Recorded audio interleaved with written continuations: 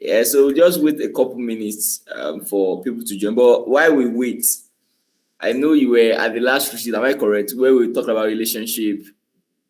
Yes, quite because I had only one or two takeaways from that meeting, and really helpful. To be sincere, I was even meditating today on some of the things I learned from that meeting. And one of the things Camille said Uh, was one of the best ways to build relationship with peers is to strike partnership. The truth is that you can't really know people until you work with them. You have good friends, good friends for good times, they can give you stuff. But I found out that when real work comes and when there are things to do, that's when you really know who is your close friend, because it's easier to talk, it's harder to do. So who actually shows up? And then partnership also helps us see the value in relationship. So practically I learned it. You wanted to share a few takeaways, right? yes, yeah, three things that helps a relationship is attention, value, and care. Give your other you you care, you give them attention, and then you also give value. Like you must be valuable in yourself. If there's a value you give to the relationship, there's a value you communicate to the relationship. Yeah, that's it. I totally agree with you. I totally agree with you. In fact, I was going through my notes and I can remember from the last visit that one of the things he said, specifically now, is that the easiest way to turn an acquaintance to a friend is to become emotionally invested in their success. Like, think about it. There's nobody in this life when you let them know practically and even through words that you care about them and you are committed to their success, the attitude changes immediately because they see you now as an ally, not just someone that's just there, and it builds the relationship. Yeah, I agree with me. Yeah, sure. Yeah, man, it's a very, very powerful session. Let me take a moment to welcome everyone on the call. Toluwani, it's good to see you. It's been a while. Well, good to see you. Can you hear me? Okay, perhaps she's in a busy place. Bukumi, hi, happy Sunday. Uh, Good evening, brother. Good Yeah. evening. How you doing? How are you? How was your exams? Exam was good. It was good. It was good. Stressful, but Is it? thank God, it's all over now. Kai. I hope you gave it your best Oh yes. I tried my best. God help me. I tried my best. to come out well. All right. Rooting Thank for you. you.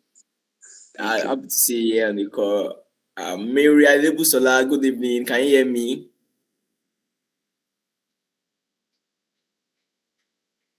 Yeah, many people want to speak tonight, but no problem. It's good to have you on the call. This is Leaders Coven. I don't know if this is your first time. This is Leaders Coven. We gather here every last Sunday of the month at 8 p.m. for 90 minutes to talk about key and important topics that affects our life, that affect our future. And last month we talked about relationship. Our recording is still on YouTube. Just search for you can just search for my name. So my YouTube channel, I put it there. So we invited Camille here, and the guy is a great guy. He talked extensively on how to build relationship with everyone. Put your mentors, including your mentees, and even your peers. How to approach relationship, high value relationship, as it were. So it's very, very impactful session. I want to recommend that session for everyone on the call. So today it's a new retreat entirely, and we'll be looking at matching to greatness, turning ideas into global products. If there's anyone here that doesn't have an idea, I will not believe, because everybody has a million ideas. Everyone has a freaking million ideas. The difference is how many of our ideas are we going to work on? How many of our ideas do we know even how to work on it? So that's the essence of our call tonight, and I believe our guest speaker will be doing a lot of justice to that. Patience, I sight you. How are you? Happy Sunday.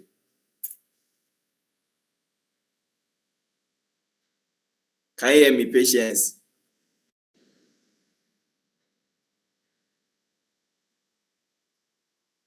Yes, I can hear you. Good evening. Yeah, good evening. How are you? How was the day? Fine, thank you. And yours? Yeah, it went well. It went well. Happy Sunday. Happy Sunday, sir. Yeah, thank you. Esther, I sight you. How about you? Happy Sunday. Happy Sunday to you, sir. Good evening, sir. Yes, sir. How was service today? It was fine. How was service in your own place? It was good. It was good. It was very, very good. So, Thank God for God. yeah, thank God. Yes. Okay, I want to ask you, Esther, you are at the last retreat now. Sir? You are at our last retreat. Yes, yes. So, what do you remember from the meeting? Um, I cannot place some things, but let me just brief, just say a few things on that. We talk about how to be a leader. Yeah, we talked about how to Yes, be a sir. leader. And So, how what to what's the lead what people was the well. key takeaway? So I did not end it with you all. So I left at the ending of the meeting. So that's just it. But nonetheless, it's always good to have you. So today, make sure you're writing notes. Don't tell me that's just it. Yes, I will just now. Thank God. Two of us, we are teachers. As a teacher, I'm a teacher too. Sir? I said two of us are teachers. Teachers, the way they take their students, that you must write notes. Yes, So next time, you seriously, ask that's question. true. That's true. Yeah, that's true. So tonight is a serious business. You must write notes. And All if you right. set test, you must pass I our just test. pray. I just pray network favor us here Amen. because I it's pray kind so. of breaking and I'm hearing you a bit late. Hey, that's serious. But Yes. hopefully network doesn't do us bad. So Yes. is there anyone? Oh wow, Caleb, Damilari, for that car number one. I sight you, sir. Good evening. Can you hear me very well? Hi. Orikishiwa Kobai. Good evening, sir. Good evening, sir. Good Good evening, evening, sir. sir. Nice Yeah, to be good. on the again. It's Thank been you for well. Good to have having you me. around. Thank you. Yeah, thank you very much. So the direction for our tonight's retreat will be very interactive and also very flexible. So I won't just be the only one asking question. At every point in time, I will pause for every one of us to also ask questions. Definitely, there are questions I've prepared for this call so that we can have a very directed conversation, very objective and very purpose-driven conversation. But nonetheless, beyond that, I believe that we are all intelligent people. We all have questions in our mind about several ideas we've had and how we could turn them into important things in this world. So I won't leave that area out. Like I said again, every point you get to ask a question. So don't put it to the end because we don't have time to ask people for their questions. So every point in time when I ask people to actually or people to contribute, don't mind to share your ideas and ask your questions. So without wasting much of our time, we have very limited time and we have a lot to cover, a lot to absorb from our guest speaker today. So I'll do a basic introduction, then I'll invite Akintomiwa to introduce himself and to set the pace for our conversation tonight. So I'm not reading any content about his introduction. I'll just share what I learned about him, how we met. So the two of us went to the same school. We schooled at Federal University of Technology, Akure in Nigeria. And I met him when I was in 500 level. Yes, that was when I met him for the first time in person. I interacted with him and we got to know each other better. I was serving. He's also a leader on campus, and I just got his number through one of my friends. Just following him online, seeing the stuff he's doing. You can just see that this man has a lot of energy. Like there's a lot, there's an overflow of energy, and it's contagious. The things he's doing out there, the business is running. He finished with a first class on campus. He's the class rep of the department. He has businesses. Like, many first class graduates just go on to pursue degrees, pursue extra degrees, go for jobs. But he left school, and before he even left, he has mastered his skill in UI UX. He's designing massive products. He has several businesses. I'm just like, this guy has a lot of energy. I mean, where is he getting all this energy from? But that's just a short, just a short introduction. All I just want was a sneak peek of who he is and what he does. So I'll just give a floor to him. Good to have you, Akintomiwa, on this call. Can you just do us a favor of letting us know who you are, where you grew up, just let us a little bit about the greatness you carry. Thank you very much. Ogam, good evening. How are you doing? Thank you so much for everything you said. Now I'm scared. Yeah. Good evening, everyone. As he has said, I'm Akintomiwa Olaloa. Yes, I was a class rep in school, studied computer science. As he said, graduated with a first class, and I started working while in school as a UI UX designer. So, what else do you want me to do? Since you've said everything, what else do you want me to say? Yeah. All right, so introducing myself, I stopped considering myself as a designer. Instead, I started to see myself as not a UI UX or a product designer, but instead a business designer. If you check my website, www.akintomiwa.com, you will see a business-oriented designer. So I'm designing for business. These days, I just want to focus on the business things. And that's it about me. I'm the founder of Ploy. I built an AI tool for business owners to easily do their thing, bookkeeping, some of the stressful things, calculating your tax, getting your customers' record as one of the pillars of running a solid business. I got into the business space, saw this problem. It's beyond just writing what you sold or what you earn. It's more of, I just want to create a pillar for business owners in the African space. And I believe we are starting with God, and God will see us through. So that's it about me, basically. And yes, I'm a Christian. I believe in my Lord Jesus Christ. He saved me. Thank you so much, Bolo. Yeah, thank you very much for that. I know you tried a lot to be succinct, but it's a lot deeper than that. So let's just dive right into the conversation. You are a business person. You are designing for business. You've been doing business for a long time. I mean, where is this mindset from?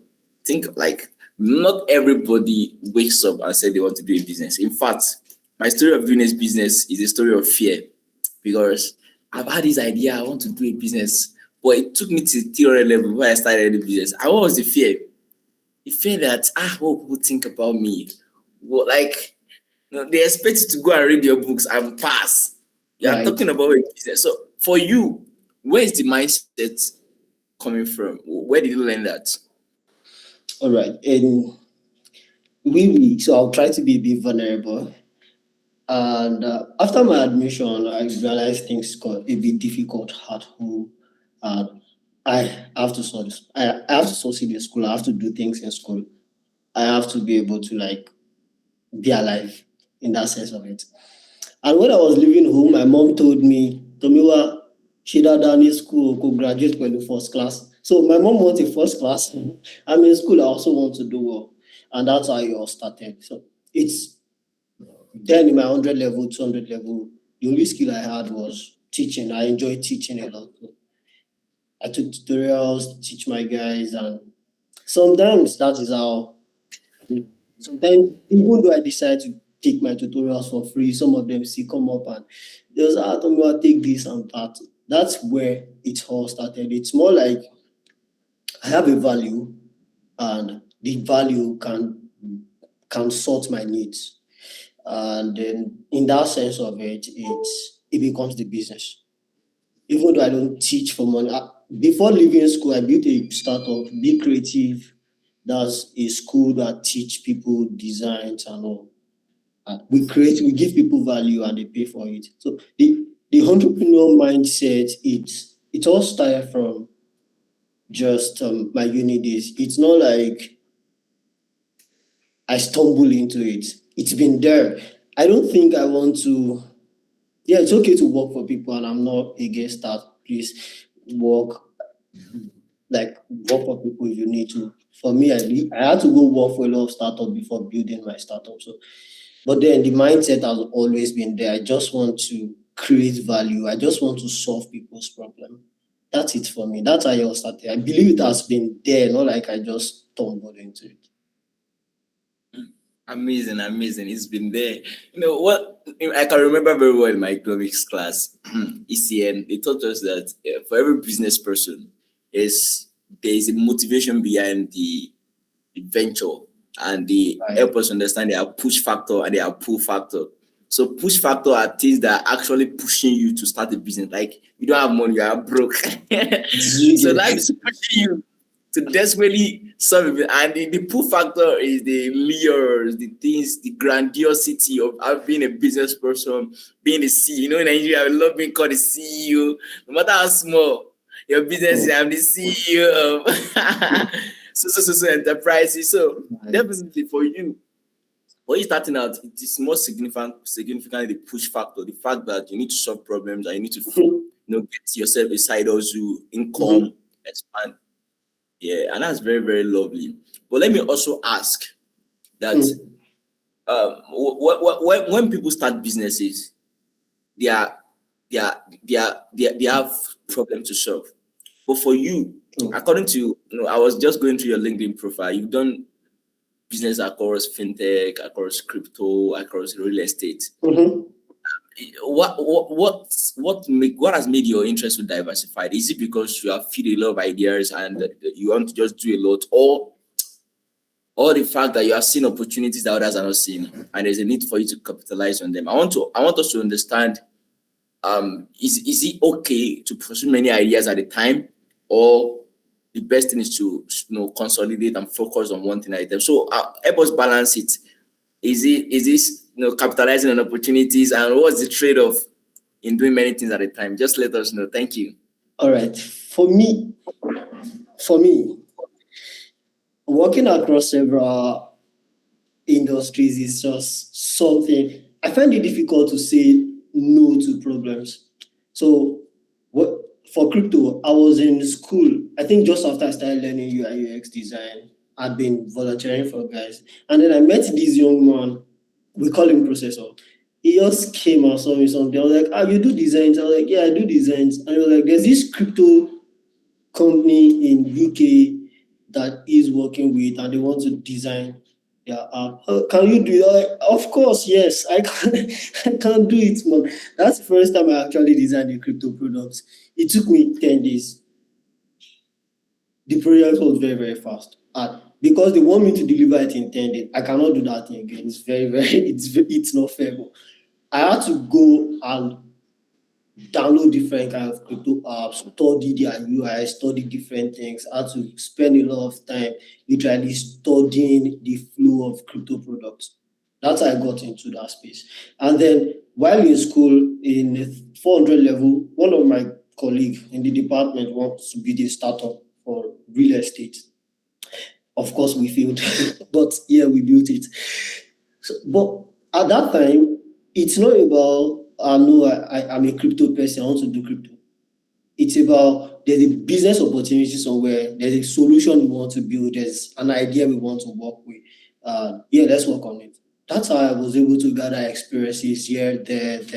For edtech has been natural. I just like school normally. School is fun. I just like to read, I like to teach. So for edtech, it's not as difficult. Every other space that I found myself, I had to intentionally go learn that space. Crypto, fintech. On my convocation day, I got a call from one of my mentors. not even one of, literally my only mentor, my role model, someone I really look up to even till now. He called me that day. I was like, "Oh, Tomiwa, congratulations on this thing. We need to work on the project, and it's a fintech product."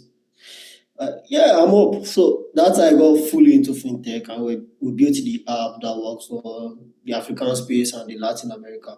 So that's just the way it is for me. There's a problem somewhere, we want to solve it. I find it difficult to say no to problems. I believe I I can do it. I just need to like get into it and do it. I just need to learn something. I need to just I don't believe man should be restricted. Like, why should I do one thing? I mean, for me, why should I do just one thing? Who said I can only do this thing and do it? I don't believe in that thing. So once it comes up, I can get to it. So what's the problem with doing these things? The problem is I wrote it in my book, the book I launched recently, Within, Between, and Beyond. I wrote it in my book that one of the problems of people that are multi-talented is that sometimes we want to jump on everything at the same time. So you want to do design, you want to read a book, you want to build an app, you want to you just want to do everything because you can do it. It comes to you at the same time, and you want to do everything at the same time. That's the problem we have. Instead, I wrote it as, why don't you pick a tab and finish that tab, then close it? Because the intention of the mindset of I'm doing this thing, I'm doing this thing, I'm doing this thing, I'm doing this thing is actually a mental fraud. Stay with me. I call it a mental fraud, the mental scam, because you have plenty tabs opened, your brain starts to feel like, oh, you are doing something. Meanwhile, you're actually not doing anything. You only have a lot of things in progress. I'm trying to do this. So when people come to you, what are you currently doing? You say you are trying to do this, you are trying to do that, you are trying to do this, that. It feels like I'm currently working on all these things. But what is done? What exactly have you done? What exactly have you completed? What is successful? If you are going to define, oh, what did I succeed on, or what have I finished, it becomes a problem. You don't have the ones you finished, but you have a lot of things in progress. And the world we are currently in does not reward your intention. Nobody cares about your intention. I intend to go to the UK, all right. Everybody can intend to do a lot of things. I intend to launch a business. I intend to be a footballer. Everybody can wish. And that's the reason nobody's going to reward it. But everybody, the world we live in currently reward your results. So if one is done, oh yeah, it's done. Nobody mark an exam that is currently ongoing. If you are writing an exam and your invigilator says I want to mark, you will probably change it for the person, like, excuse me, sir, I've not submitted. So until you submit and you have your reward, your results, that's where we can put a reward to it. And that's one of the problems of people that are multi-talented, of people that believe they can do a lot of things.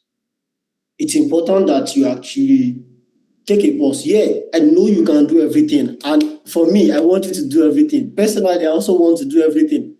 Currently I run a startup. I own a tech business, a gadget business. I launched a book. I like to swim. I go to the gym. I want to do everything. But imagine you call me at 9 a.m. for a meeting and I tell you, oh, I'm doing the meeting. And at the same time, I'm at the gym. At the same time, I want to swim. At the same time, I want to read a book. It won't make sense to you. So it's important that we prioritize things. It's important that we identify the things that are essential, the things that, oh, this is a priority. This is another thing that I should do. And you cannot have two priorities. It's not true. The original definition of priority is one thing, like one, just a singular thing that you have to do. Until lately that we start having plenty priorities, it's not real. So again, that's one of the troubles that I think we experience. It's not even think, I believe we experience generally as multi-talented people. We have this, our brain wants to do everything at the same time.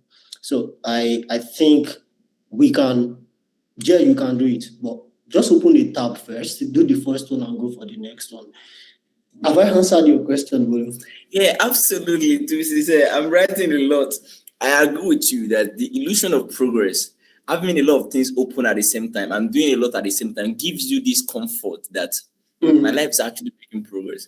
But like you said, nobody rewards intentions. Nobody rewards progress alone. People want results. What have you finished? What have you built? And what are you achieving? I think those are the critical questions we often don't ask ourselves.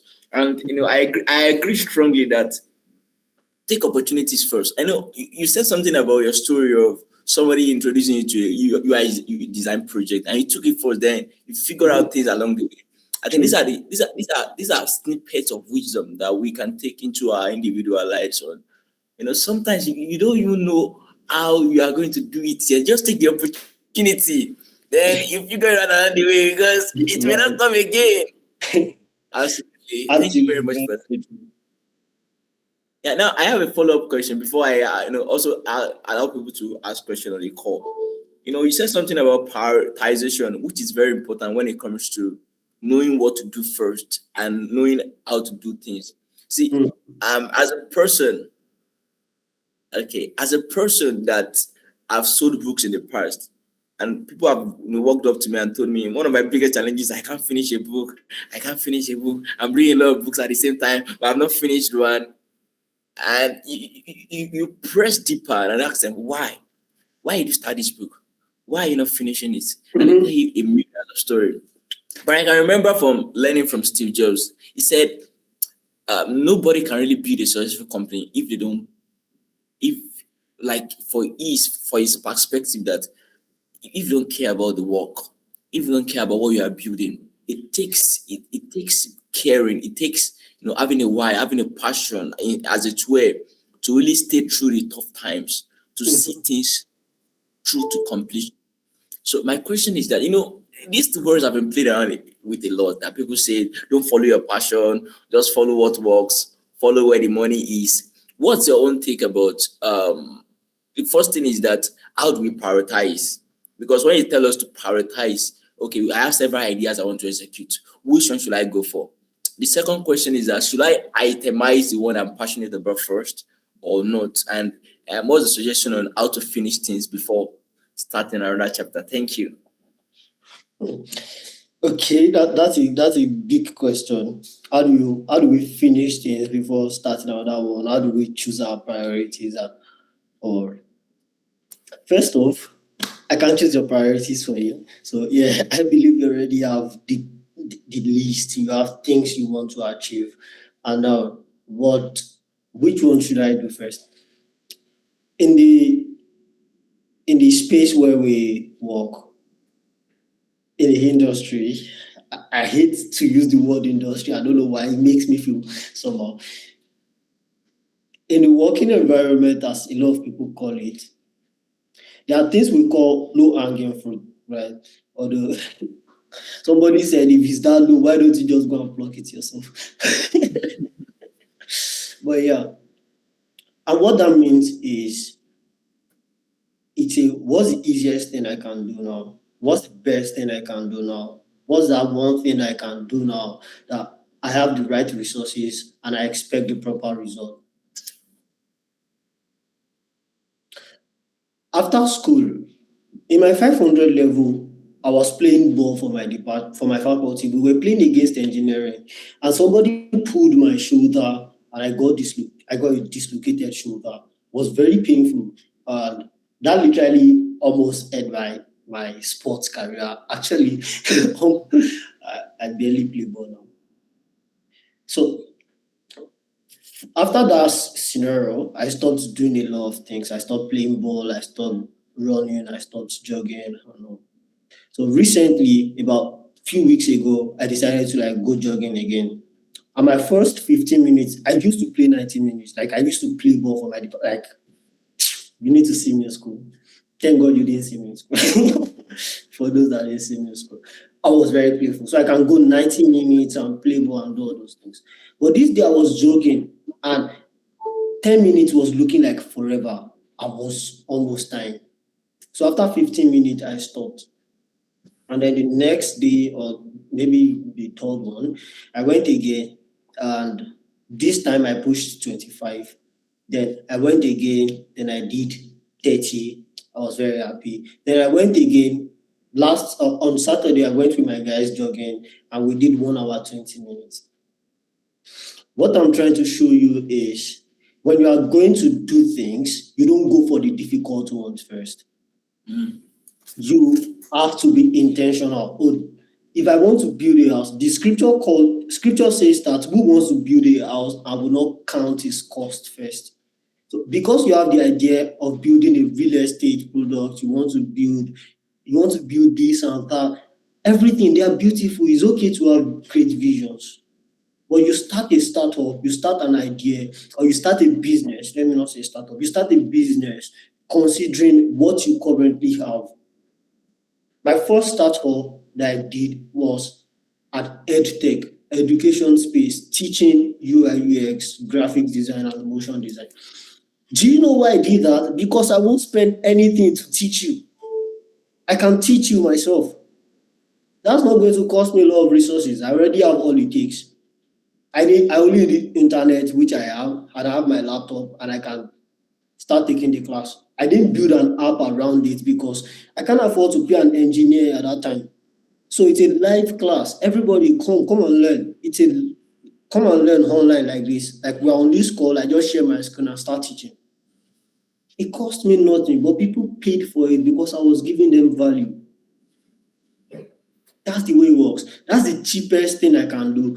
And because I did that and it worked, we call it the memory muscle. It feels like my brain feels like, oh, Tomiwa, you cannot do this thing. So it's easier for me to push for the next one.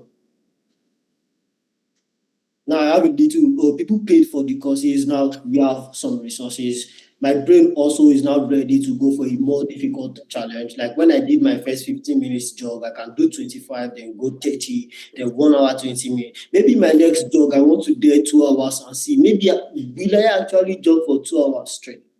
So that's it. You just go like that. You go for, when you want to build things out, you choose the easiest first, the low-hanging fruit. Which one is not going to cost me much resources? Which one can I do easily? Which one can I do best? Which one is the best, that is going to give you the best result? And best result is directly proportional to the resources, right? It's the kind of value you put into things, effort you put into things that determine the value that come out of it. So that's how I think I believe it's the best way actually to choose what to do first. About, is it your passion or this?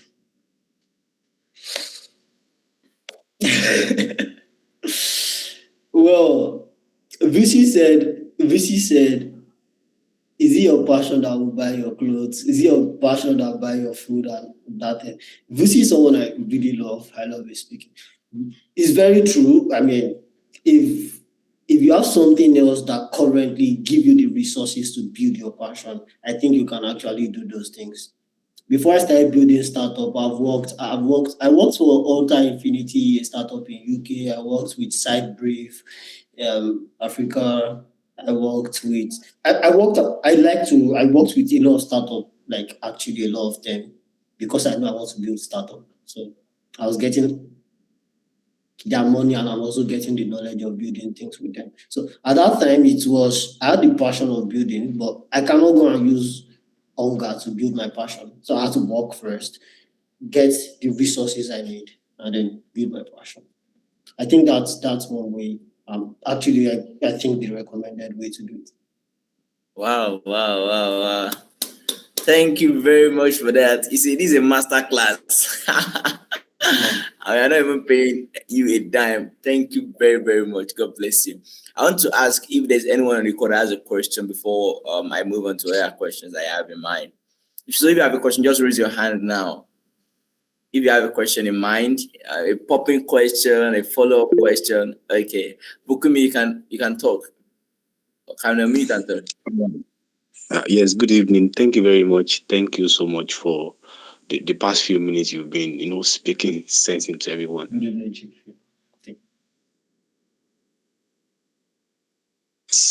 I don't know if you can see me. Yeah, I can hear Yeah, you. we can hear you. Okay, yes, all right. So I've listened to so many people when they are talking about you want to go into business, be an entrepreneur, and I've heard it for so many people that they are currently entrepreneur and building businesses. And what I've listened to most of them say is before you go into business, like don't go just cut it short. What they're trying to say is don't go into it when you are still when you are still in school. Just build a solid life first, know where you're going to. Even some of them have married, have children, because once you are into it, your life is not the same again. That there's this route that it takes you to, there's this journey that it takes you through. So have a solid life first, just enjoy life first. And I would like to say, is that your own line of thought? I've heard so many answers regarding that subject matter, but I'm pretending I've not heard anything, and I want you to speak regarding that. Do you follow that line of thought? Is that what you also believe in? That first, some people even say to the point that you have to, go get a job first, work for someone. In the place of working for someone, learn you have to learn the corporate culture, learn how an office run, learn even office politics and all of these things. So that you learn by experience. You don't just go jump into a ship like I don't know anything about. So I want to pretend I've not heard anything about it before. I'm asking for an answer for the first time. Thank you. So I don't know if my question is that clear to you. It's fantastic, and I got it very well. Thank you. All right. Since you are pretending that you've not heard it, I also pretend like I've not heard it. I've not heard all the explanations, and I only heard the question. Is that okay? All right. Yes, thank you. All right. So, should I, when you ask people how to get into building a business, is it to go and learn it first, or I can just get at it? Let me tell you something. For me, how business actually started for me. When I was very, very young, like maybe my JSS1, JSS2, I used to sell. Hope this call is not recorded. I must not hear this thing outside. Recorded. I sell starch. I was telling somebody recently, or I posted it, that there's literally nothing you can do with cassava now that I cannot personally do with it. I can convert cassava to gari, I can convert cassava to starch, I can convert cassava directly to fufu. I can do it myself, not like I want to hire somebody. And that started because I came from Militia, where this is the business people around there do. This is what is happening there. So I think I get people's perspective of saying you do the business. If they say go and make your family and all before you build a business, they may have their points, but I don't agree with that. And I will explain further. But getting in that space, they are very right, because getting in that space help you to get the idea, get the experience, to see their mistakes, to see how they do things, to see how to hire people, how to fire people, which is very necessary, how to make profit, how to consider your revenue, how to retain your cash flow, how to sell, how to buy. So if they say you should get into that space before building a business, they have a point. But for me, let me talk about myself. When I was selling those things, I saw the idea from people doing it around. And I got into it, and I was doing it, and I did it. I'll take it to the market myself to sell. That's how I started business, actually. Now, did I get in that space? Do I have to build a family before doing that business? Of course, no. So even the part of building a family before that's not there. Let's take that out. From my own perspective, let's take that out. Of course, if one will chase 1,000, two can chase 10,000. Maybe your babe, your wife can help you to build a better business, which is very, very possible. That's not necessary to be a factor. it's a good to have, it's a great one, but should not be the reason you go into business or not. And should I work before building my own business? I think if you consider the number of successful businesses, most of them have been in that space before. Most of them have been around that space before. They've probably worked there. Show your more.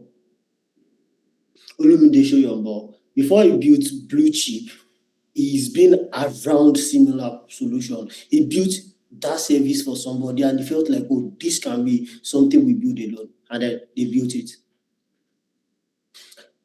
That's the way you work. It's not because you want to get the idea. Maybe you already have your own idea. But one thing working with these people do to you is that you can see their mistakes, you can see the flaws, you can see how they win, you can see how they lose, you can see how they do things, and that help you to refine your own idea. I was telling someone that there are mistakes in startup that I cannot make. I'm not interested, I'm not really attached, I'm not in love with my product. Instead, I'm in love with the business of it. And that is unusual with first-time founders. When you meet first-time founders, people that are just founding a product, their idea feel like, oh, this idea is the best thing in the world, and they just want to like romanticize it till they die.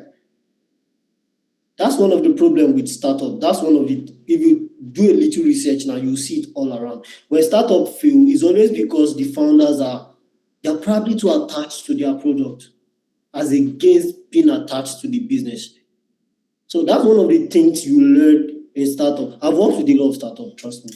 I've seen startup with great potential die untimely death because of problem with the leaders. So these are reasons, I believe these are reasons people will tell you to, first off, go work in that space, see how things are done, see the possible mistakes, see the possible errors, see how they win also, and build. But is it necessary? That's the deep question. Is it necessary? I would say yes. But can you do without doing that? Of course, you can build a business without working in that space. Genuinely, you can actually build a business without working in that space. But truly, it's a very, very good to have. Even beyond good to have, it's a great to have. Like being in that space help you to just see how things are done. Imagine you want to build a fintech and you've never worked in a fintech. You will have some problems that you won't be able to solve. You need somebody who's been in the fintech space. Of course, if you now have a co-founder that's been there, that may help you to lighten the weight. But if you want to build it, it's beautiful if you've been there. You want to build a fintech, you've worked with a fintech, you've seen the kind of problems they have. One of the problems we have in this space is people don't receive their money in time. So when you are building your own startup or your business, from beginning, you're already thinking about how to make sure people get their money in time. If this business failed because they don't follow up with their customers from beginning, when you are building yours, it's already part of your arsenal that, guys, we have to follow up with our customers. So that's one of the things I actually see. That's one thing I see to that. If you want to build a business, get around there, stay around there. Even if you are not working there, just stay around there. Make sure maybe you have guys that are working there, stay around them, listen to them, hear what they do, look for their problems, look for what make them fidget, what make them happy, and it can help you make your own decision for your business. So yeah, that's my school of thought. I hope I answered your question. Thank you very, very much. Thank you very, very much. You are a coach. Not just a speaker, a coach. Thank you for giving us deep insights into that. I want to ask if any other question on the call before we proceed. If you have a question, just raise your hand now. Bukumi, if you have a follow-up question or thoughts to that. Bukumi, are you clear? Yes, I'm All right. very clear. Thank you for now. Yeah, good. Thank you. So I totally agree with you. One of the things you shared is that most startups fail because they are more attached to their product than their business. And I was thinking about it, that that's actually true. Many people fantasize about the beauty of their product, the fact that that's the only thing after La Casera, their product is the next thing. Next best thing. And that oftentimes leads to a doom story, because they are not paying attention to customer. They are not paying attention to what people actually want. And that is very, very important as we proceed. So I want to ask questions about your own journey so far in entrepreneurship, and how this philosophy has informed everything you built. So I want you to tell us a little bit about Ploy. Ploy is the new thing in town, what everybody's talking about. What's the story behind Ploy, and what are you trying to do? Okay, the story behind Ploy and what I'm trying to do is there's a problem in the African SME space, and it's been there for long and nobody is solving. So I want to dare it, and we are daring to solve it. How it started, I run a gadget store, Tomiva. I've mentioned that earlier. I mentioned that plenty times, Tomiva Gadgets. And sometime last year, I got somebody to manage the business and all those things. But for me to see the record, I have to travel physically to Akure to check the books because she's writing it in the book. That's a problem. Why can't I keep my record directly and access it anywhere? Why is bookkeeping difficult? Why is it difficult for me to log what I've sold, what I've spent? Why is it difficult for me to log who my customers are? Why is it difficult to I mean, I may not be in Nigeria. What if I'm not in Nigeria and I want to check my record? Do you have to snap the pictures to me? Then I start punching calculator to calculate what's profit, what's loss. And that's one of the reasons we built Ploy. So the idea is to build a bookkeeping tool for SMEs. And I don't want to build another app. The reason I'm not building another app is because business owners are already busy. They already have a lot of things they are doing. You wake up in the morning, you want to go and post on your WhatsApp status, post on Instagram, post on X. I'm selling this, I'm selling that, come and patronize me. You want to start thinking of content. You see business owners dancing on TikTok, doing everything. And the reason they want to do that is to make sale. So now I'm telling you to come and download another app just to record your sale. Some of them will feel like, oh, I don't want to download anything again. Of course, somebody will say, but there's QuickBook and there's Zoho. QuickBook and Zoho, they are nice. QuickBook is very expensive. You spend like $20 to $40 per month. Zoho is also expensive. You pay for it. And the technical jargon also. Average SME owners don't want to learn how to navigate your UI UX. They don't care. And that's the reason I'm building it. We build it on WhatsApp. So all you have to use Ploy is to just open your WhatsApp and type whatever you sold to the WhatsApp AI. It automatically converts what you type to a receipt, to an invoice, automatically keep the record. Now you can even just press your voice note and say, oh, I sold this thing, I spent this thing, and it will automatically log the data properly for you. At the end of the day, that's not just going to be a bookkeeping tool. It's not going to be your financial visibility. It's going to be your business record. Very easy for you to access your record of what you sold, what you've made. It's not very, very accessible. It's not where you are. Business owners are selling on WhatsApp. Why do they have to go and open another app to keep that record?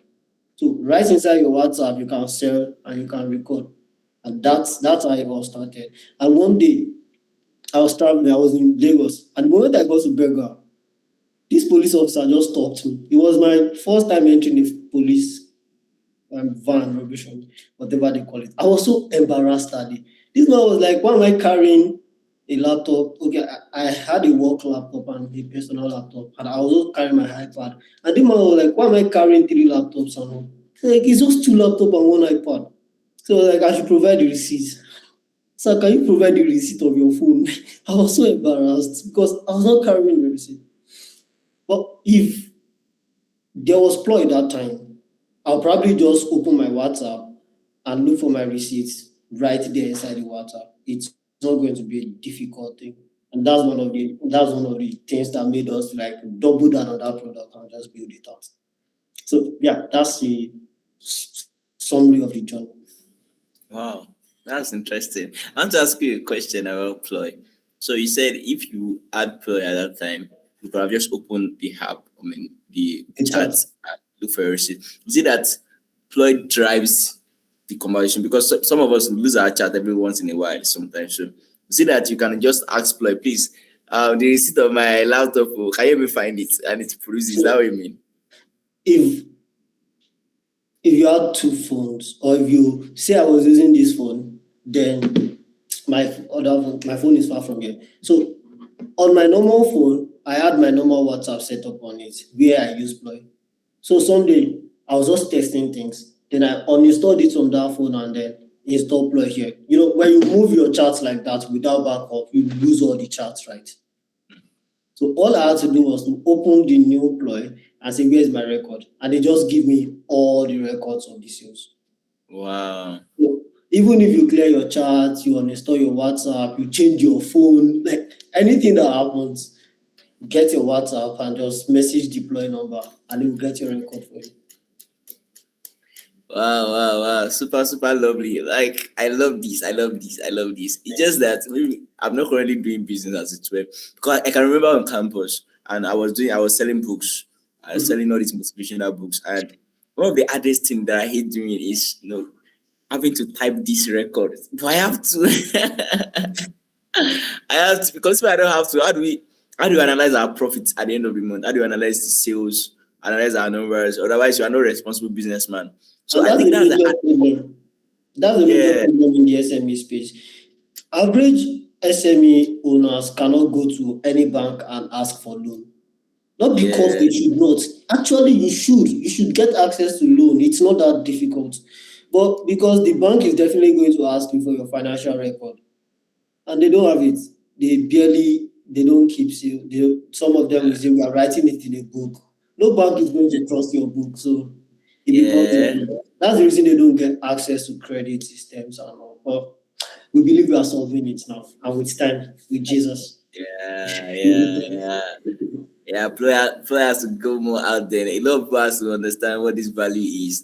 It's actually immense value. Thank you very much for this. I want to ask you something that I've experienced, and I know everybody on this call will have experienced maybe one time or the other. So some months ago, I had an idea. I'm in Abuja, and one of the challenges we have in Abuja is this one chance thing. I don't know whether you have a one chance. People will just enter a car, and these guys are ready to rob you. They are just positioned to rob you. So you enter the car, the door, bam, the car is moving. They show you gun or show you cutlass or show you knife, and then they tell you, your money or your life. I be like, God, I beg, take all the money. It has happened to two of my friends, two of my close friends. One inside Keke Maru and one inside car. So they took my friend's laptop, work laptop. They trim out of the car. This thing is very rampant, and a lot of people the government is not ready to solve the problem, because one of the ways they can solve the problem is just to make all taxi drivers registered, which is not something they are doing. So I was thinking about how to solve this problem. Then I think, okay, maybe we just build an AI so you can dictate. So you have all these ideas. Then you discover, okay, what's the alternative? What's the alternative for people? The alternative is just for them to use maybe Bolt or Uber or a safer means. So I want to ask you a question, because sometimes many of us have ideas. Then you look around, then you see, if this idea, if you want to solve it, it can be a little bit expensive. Who will pay for it? That's one. Second thing is that how do you get money to build it? Third thing is that you look around you, there are options, there are alternatives. There are people doing things like this somewhere else that are solving this problem. So how do we navigate the dichotomy, or the dilemma of having other people already doing what you want to do, and the fact that your idea may not even be the cheapest? So what idea do you pursue exactly? Great. Building an idea that already, if I get you correctly, if I don't, just let me know. If I get you correctly, you want to build an idea, but there are already similar solutions out there. Yes. Yes. Even though you don't feel like those solutions are doing it the way you want it to be. Mm-hmm. Am I right? Yes. So that happens. I think that happens every time. And that's the reason, even if you are pitching your idea to anybody, they will tell you who are the competition. And competition means that who are the people, who are the businesses that are already in that space. Not necessarily the same as competitor. It's similar, like almost the same thing, but in this space we just call it competition. Who are the guys that are already doing that thing? You identify them because it's very important that you know them also. I really don't think there's any idea that is brand new. As I mentioned, I told you there's QuickBook, there's Zoho, there's one Suko, something. Like there are similar ideas for Ploy. But what makes Ploy different is that I'm not building an app for you. App is complex for these people already. I want it to be where they already exist. I will call it a USP. What exactly is your unique selling point? If I have this problem and I want to build it, but then there are similar things out there, then what exactly am I selling to people? When InDrive was coming to Nigeria, InDrive had a successful business in, I think, Russia before coming to Nigeria. Can't really remember the country. But when they were coming to Nigeria, we had Bolt, we had Uber. They may probably say, oh, we don't need to come to Nigeria because there are already banks in Nigeria. There are already EU driving systems in Nigeria. But they came, and the idea they brought is, oh, don't just order boats, don't just book a ride, negotiate your ride. Do you get the idea? So for them, that's not nature. They want to take the advantage of human emotions of, I don't just want to pay what you show me. I want to be able to 500, no, me on 500, I'll convert on 490. That thing. And that's what they just used to come in. Are they doing very, very well in business right now? I'm not very sure. But are they there? Yeah. Are people using InDrive? Yes, people are using InDrive. Like people are really using InDrive. And that's how they came in. So they just identify what they want to come and sell to people. We want to come and sell negotiation prowess to people. If you are building a business that already exists, you also want to know what you want to come and sell to people. There was First Bank, there was Zenith, there was Union Bank, there was Wema, there was and is, they still exist by the time these guys came in. The likes of Kuda, OPay, MoneyPoint. But still, these guys brought another story to sell to us, and we are buying it. Now, a lot of us, when we hear, if you ask your guy for my guy, which bank are you using? If the guy tell you, let me not mention him. If the guy tell you one traditional bank, you feel like, that's my grandfather's bank. That's the idea. That's the thing with building a business. Really, I don't think there's new thing in that sense. I really don't think there's anything new. It's now about how do you position the value? What exactly are you doing differently? What are you selling that is unique to people?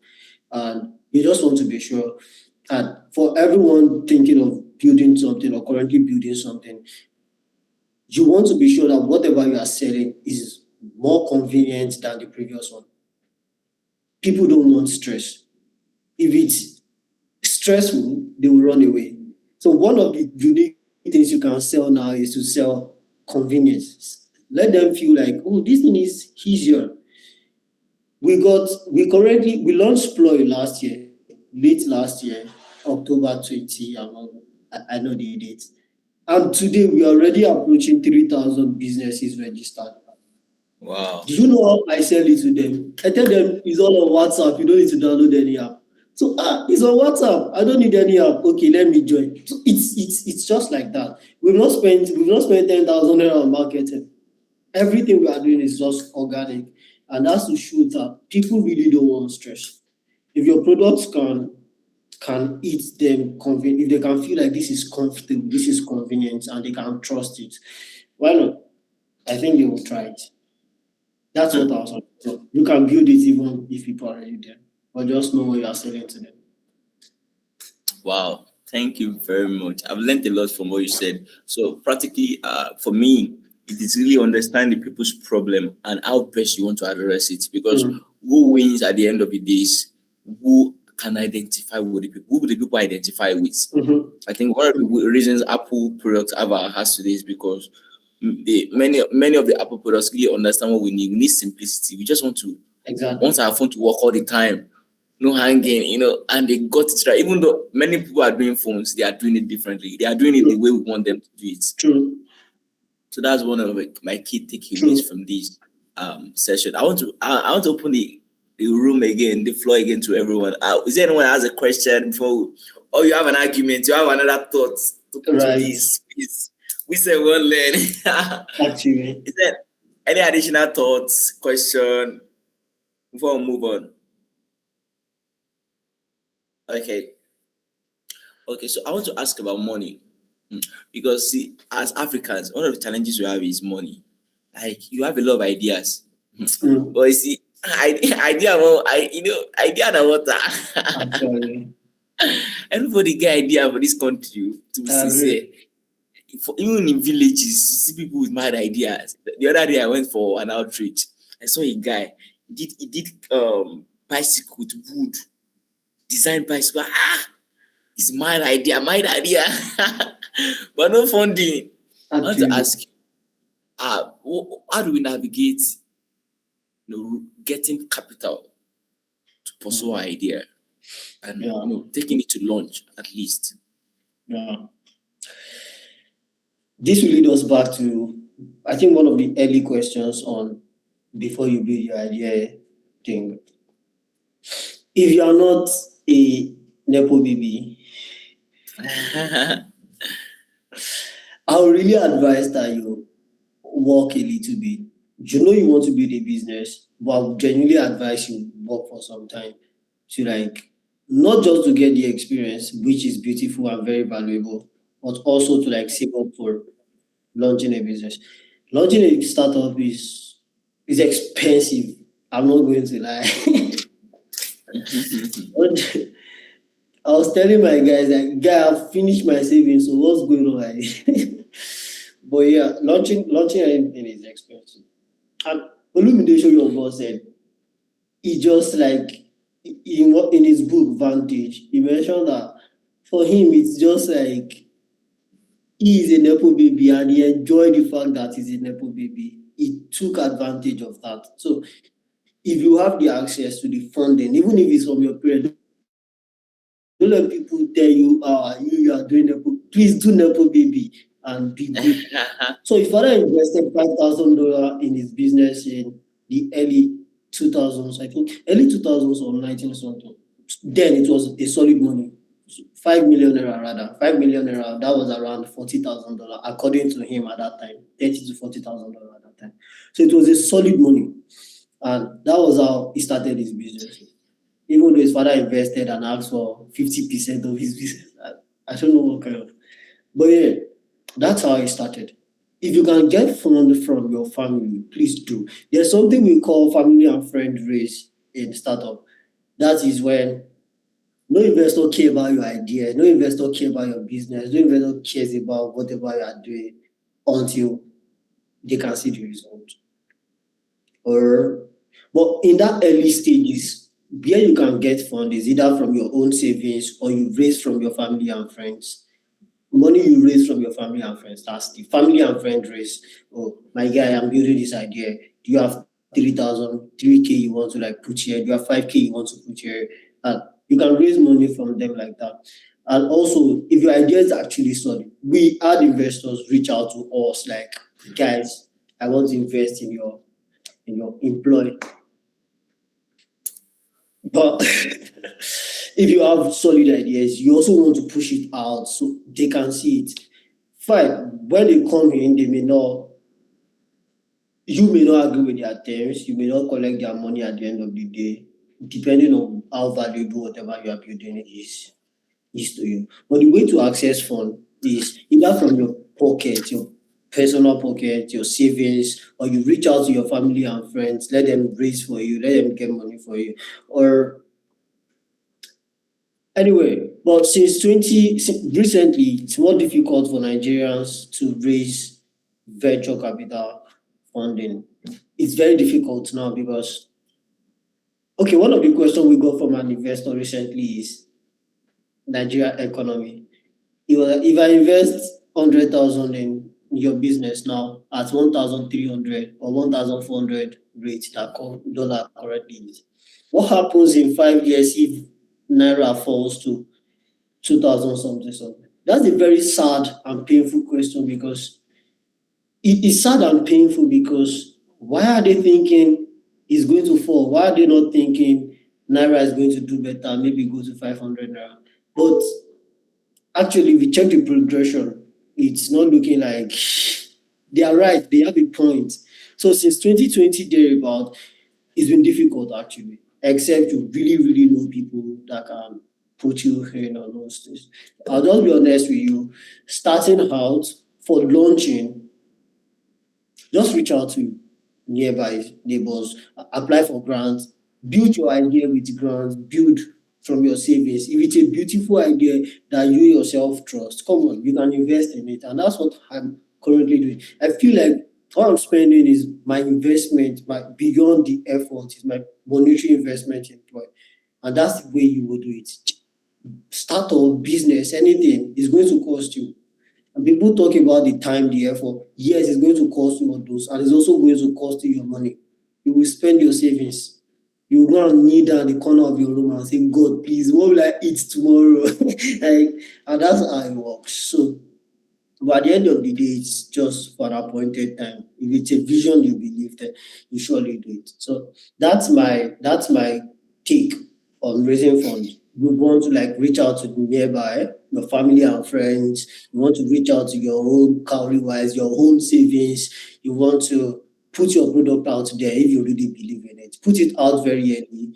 Send cold DMs to investors that you know or you don't know. Send them mails. Just tell them about your idea. You may not tell them to come and put money immediately, but tell them about what you are building. They get to see, oh, this is what this guy is building. Maybe they look you up once in a while. And maybe you just someday post a traction that caught their attention. And who knows? They just put their money in your business. So I think that's the way about funding. I can't tell you so much about funding yet. I've not raised so much. It's only small, tiny ideas that we have raised. I won't tell you yet. Maybe when we Even that but we'll come out. I will now say, this is how you raise money. But for now, yeah. let me tell you what I know. Thank you. We've actually learned a lot from what you shared. Thank you very much. Bukumi, I saw you wanted to ask a question before we continue. Yes, that's true. Thank you. Can you hear me? Yes, we can.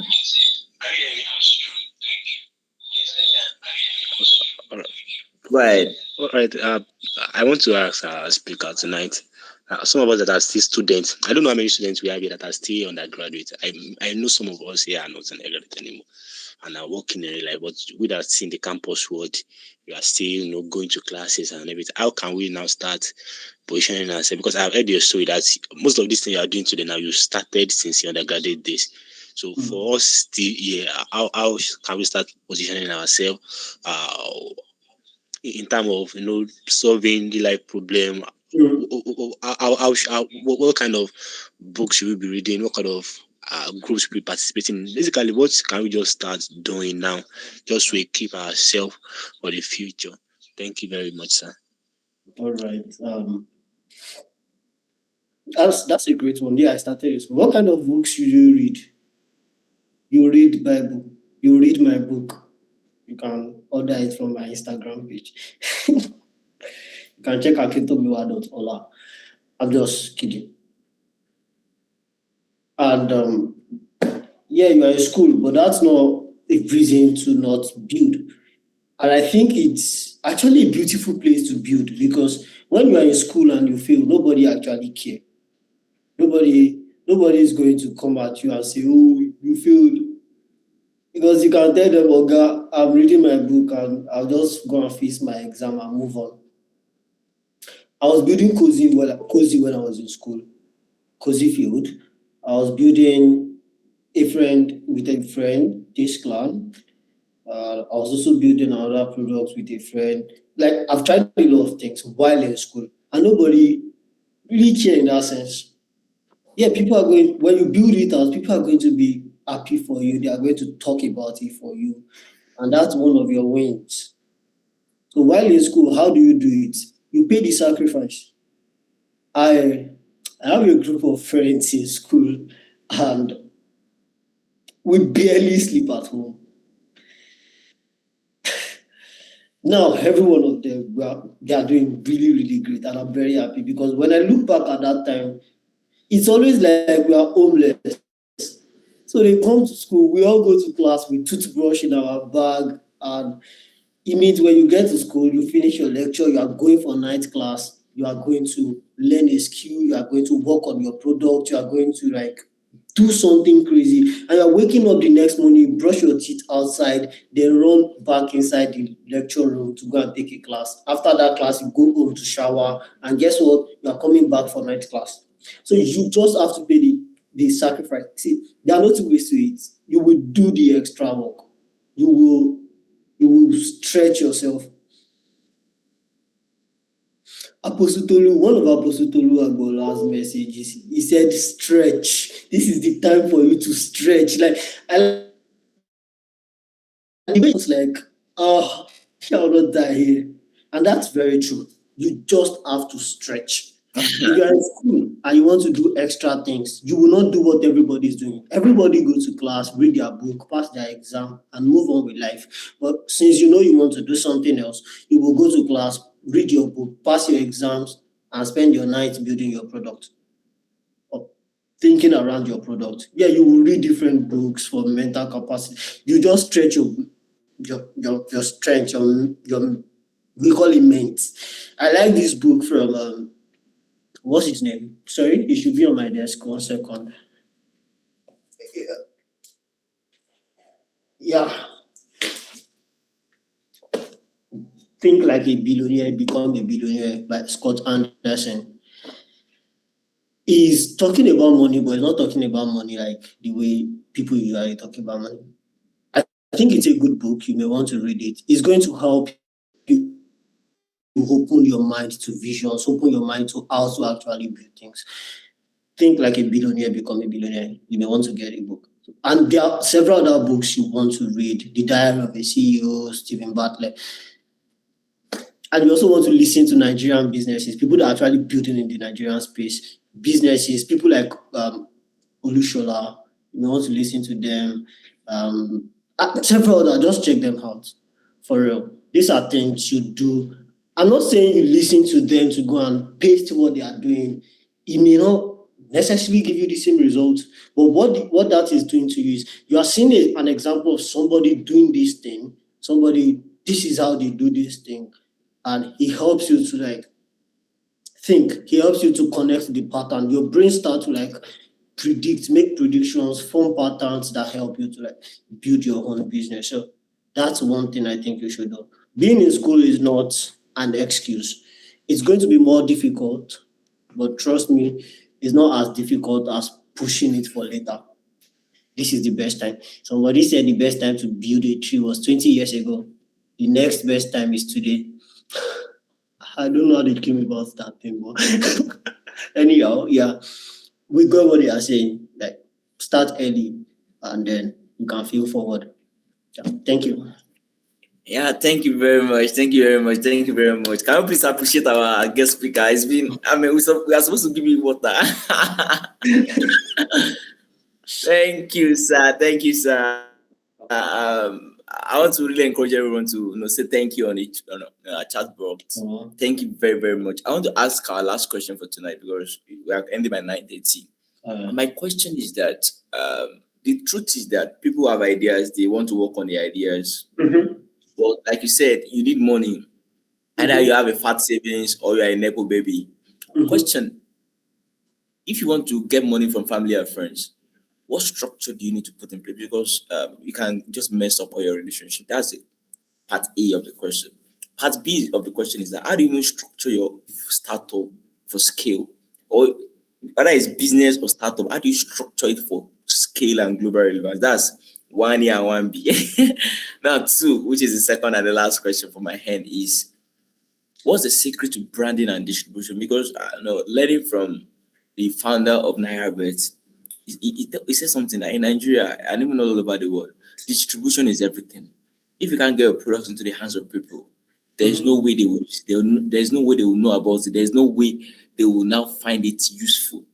So how do we get our products into the? What are the branding and marketing secrets that can help a person starting out there? So those are my final questions. Thank you. All right. I'll answer question 1. Question 2, we will take it to God in prayers.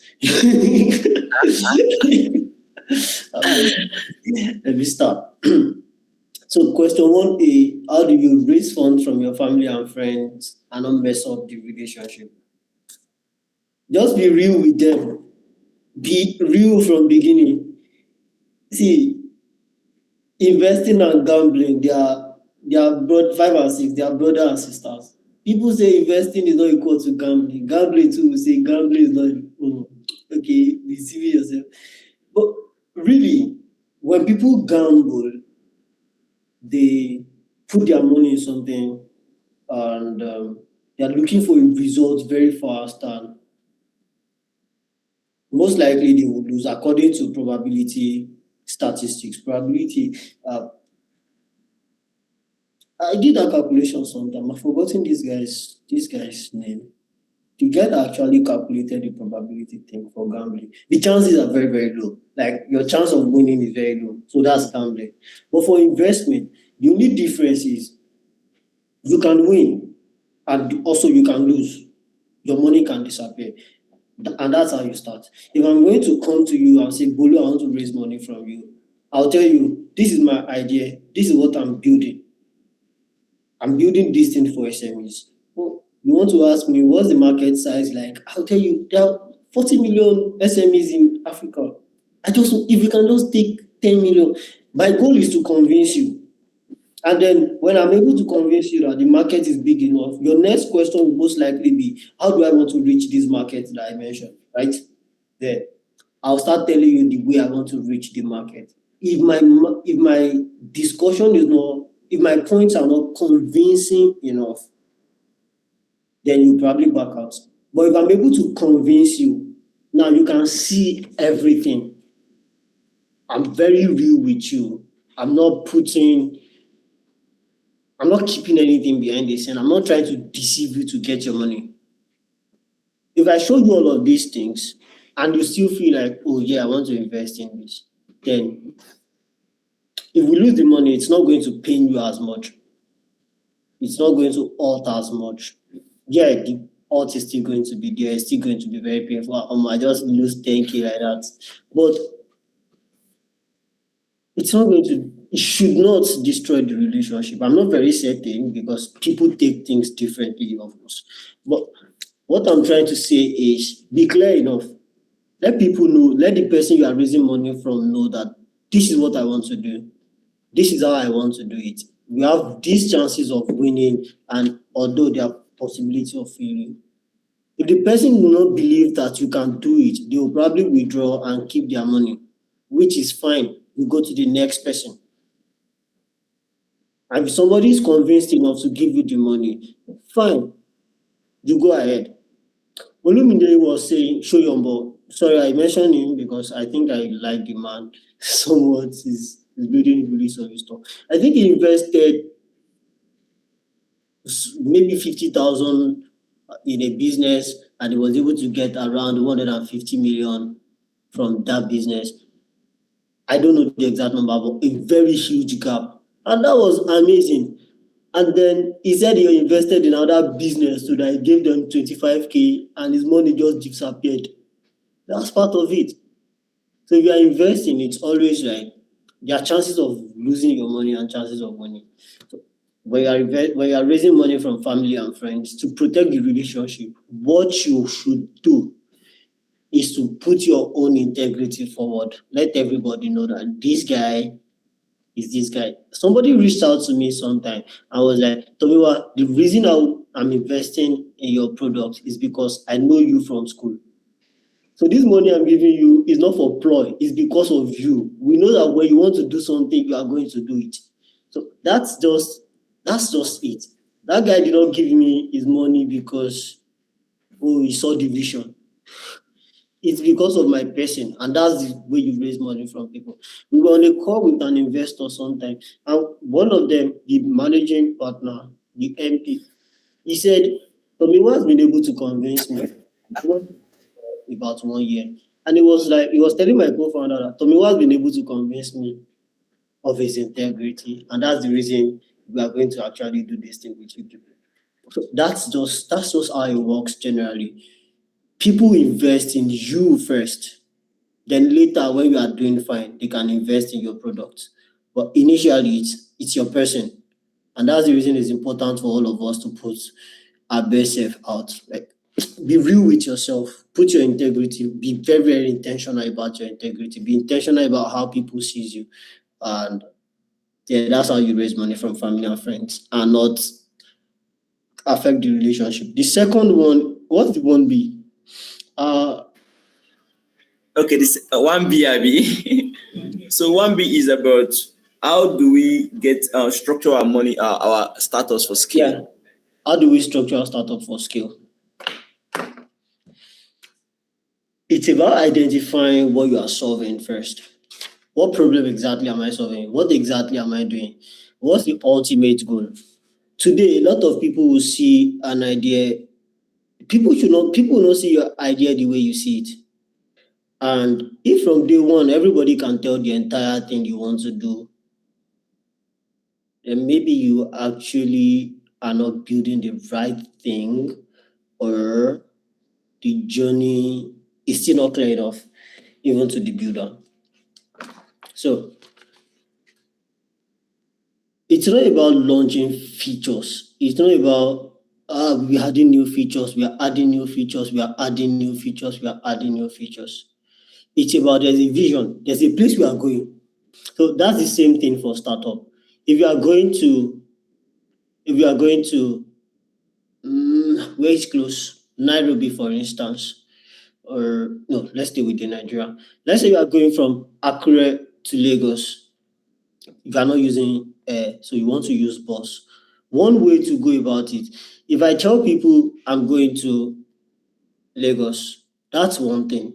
I'm on my way to Lagos. But for me to get to Lagos, get what I'm going to do first. I'll carry my bag and go to Cathedral, right? Or Futa North Gate, or what's the other one? I think Elisha Garage. When I get there, that's my first step. I'm already there. That one, people can see, oh, this guy is going somewhere. So we release something very light. I'm currently at the Cathedral. People can start saying, where is Tomiwa? Tomiwa is at the Cathedral. Tomiwa is around the Elisha Garage. That's a product. That's something we are giving out to people. Also for your business, you want to like start with something that is usable.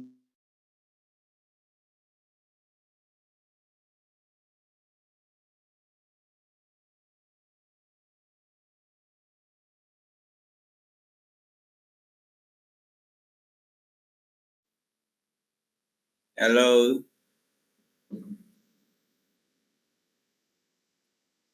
can you hear me? Can anybody hear me? Yes, I can hear you. I'm here. I think his network went off. Okay. We're running off the call already. I don't know. Maybe he had a call or broke his internet. But nonetheless, how has the program or the retreat been so far for you? I hope it's been insightful. Yeah, thanks for the reaction. Thanks for the comments. Thank you for everything. We'll just wait maybe 1 minute again. Hopefully, okay, he's back. He's back. He's back. I apologize for Can you hear that. me? Yeah, sorry about that. Sorry about the network. So, Now you're talking about how to structure our startup for scale. So I want you to help us just round up the last two questions in just 2 minutes. So the question is, how do we structure our startup for scale? And the last question is, what's the secret to distribution that everybody starting today should know and to take advantage of? Thank you very much. As to close. All right, thank you so much. So just to round it up, I'm saying when you want to, for scalability, you release things gradually and you release it with what people consider the most painful and the easiest. So apparently, people have been looking for ways to generate invoice and receipts. So some of them go on Canva, they do a lot of difficult things. But when they see ploy and say, oh, I can generate my invoice in 3 seconds on my WhatsApp. This is beautiful. And there was a day we got like 600 people join ploy, like in a single day. I was looking at the numbers and I was like, Jesus, this is you. Like, it was so. And guess what? A lady just posted on Twitter that, oh, I generate my invoice with ploy in 3 seconds. So people have been looking for ways to generate invoice, and that's how it just in my head. I'm building bookkeeping. The pain point for somebody is invoicing. So that's the way it works. When you build out something that is very painful and people are actually looking for, they come to it and start making use of it. That way, you can get them in your hand and then you are able to release the next thing.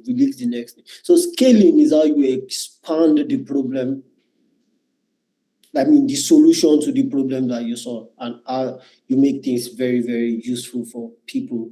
And it's a journey we are all on. So just take it as it's a journey. Just know that I'm going somewhere, but I need to get to a point first. Get to a point, and that's the reason they call it roadmap. So create a roadmap for your business. That's your scalability trick. Yeah. Yeah. The For the last last one, question, yes. I want to make it like one phrase or one sentence. distribution So is distribution. just take it out. Just take it out. Just take Take it. it Let to me write that everybody. down. The easiest way you can. Actually, take it out. Talk about it. Tell it to everyone around you. And everyone. Yeah, Force your thank you people to very much. even talk about it. Send them broadcast. Let them be angry that you are sending broadcast, but still Have send you? it and tell them to listen. That's how Be you the number start. one evangelist. Yeah. If you can't talk about it, why should I talk about it? You are the owner. Thank If you you very cannot talk much. about it, why should I? Why should we talk about? So in 30 seconds, I want to tell us how we can get your book and your last word for us as we close tonight in just 30 seconds. Let me start my timer. So you can get everything about me on www.akintomiwa.com, or just check my Instagram actually. Akintomiwa.ola. You'll see my face already. Akintomiwa.ola. That's it on Instagram. Hope I didn't spend 30. Hope I didn't go past No. We 30. are still on track. We are still on time. I want to appreciate you for the honor of having you here. I know you're a very busy person and you still took time on a Sunday evening when you should be resting or planning for the week. I really appreciate you. Thank you. I want everyone on the call to please help me appreciate Akintomiwa for joining us tonight for this call. We've learned a lot from you. We've absorbed a lot. In fact, having you on the call has changed our mindset because we have done a lot, and there's this kind of vibe and energy that we get from communicating with you. Thank you and God bless you. Thank you. Everyone on the call is appreciating. We are closing now. Everyone, I want to appreciate you for coming tonight. Thank you, and I hope it has been an insightful session for you. It's the Leaders Coven, it's our retreat, and this is what we do every last Sunday of the month. We sharpen ourselves, empower ourselves, strengthen ourselves. And tonight we're talking about business. Next month we're talking about money, we're talking about wealth, how to build wealth from scratch. Like you said, if you don't have money, you have to have savings. So next month will be about money, how we build money, how we use money for important things, how we invest money. Thank you very much for your time on this call. I may not have the time to mention everyone, but I see Goodness, Cornelius, Olare, Bukumi, Ife, Joshua, David, Deborah, John, Shegu. Thank you. Have a nice evening. See you last Saturday of April, last Sunday of April. Bye bye. Bye for now. Take care.